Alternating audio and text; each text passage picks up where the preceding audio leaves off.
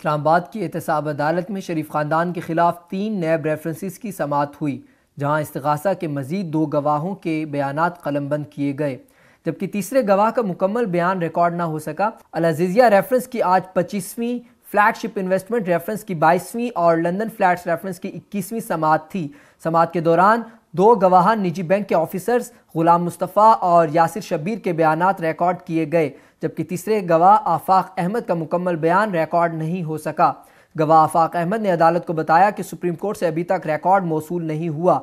समाअत के बाद एहतसाब अदालत ने नवाज शरीफ और दीगर के खिलाफ रेफरेंस की समाअत 30 जनवरी तक मुलतवी कर दी। वाज़ेह रहे कि साबिक़ वज़ीर आज़म नवाज शरीफ आज 14वीं मरतबा एहतसाब अदालत के रूबरू पेश हुए, जबकि इनकी साहबजादी मरियम नवाज की ये 16वीं और कैप्टन रिटायर्ड सफ्तर की ये 18वीं पेशी थी।